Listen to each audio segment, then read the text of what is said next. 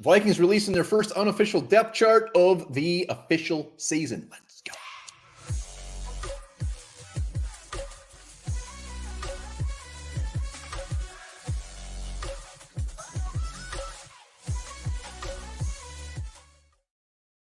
Welcome back to the Onebar and Lupagus show. I am Onebar. Vikings releasing the first unofficial depth chart of the regular season. I haven't looked at it yet. I saw the quarterbacks. Yes, there's no surprises there. So we're just going to go through this, see if there's anything crazy. I don't expect anything crazy, but there's always a wrinkle or two in the first depth chart. So comments, hot and heavy, what you're thinking. Again, I have not looked at this. Hit the sub button. Do it now. It feels good. Let's roll. We're going to go quick here. So quarterbacks, like I said, I already saw.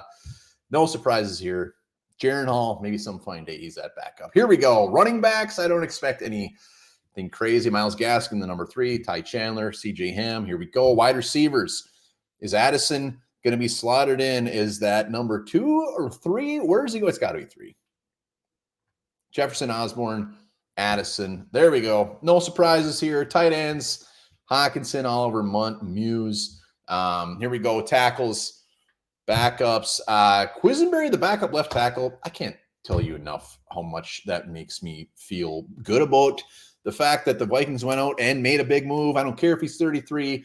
The dude can play, and he's nice to have on the bench. Oludo, gross preseason, but really there was no other options at right tackle unless they're going to put Blake Brandel there, which he isn't still not listed, so they must still have him as a backup right guard.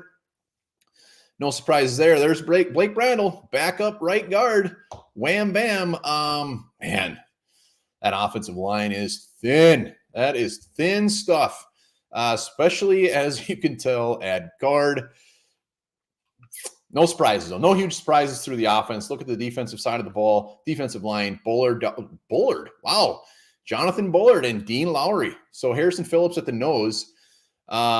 First surprise, I would say it's a decently good size surprise. So they must have Tonga as the backup nose, obviously. So Lupagus is not going to like this. He is the biggest Tonga fan in the world. I love me some Tonga, but Dean Lowry, let me just sidetrack here. I can't wait to see. We didn't see him in all this preseason. I hope he comes in and just makes this defensive line 3 times better. So Tonga getting the backup nod, it's not a bad thing. Tonga is a very good backup. He started last year, started like 8 games, played well. Jalen Roy, backup. So linebackers, Davenport, Hunter, no surprise there. Middle linebacker, who are they going to have out there is Asamoah. I'm finally getting it right. Is he going to be the starter? I mean, he missed a good chunk. He is a starter. All right, him and Hicks. Troy Dye, Ivan Pace. I don't think anybody really expect Pace to start, but there's maybe a little bit of glimmer of hope. Cornerbacks, this is going to be tough to look at. This is going to be tough. Byron Murphy, fantastic.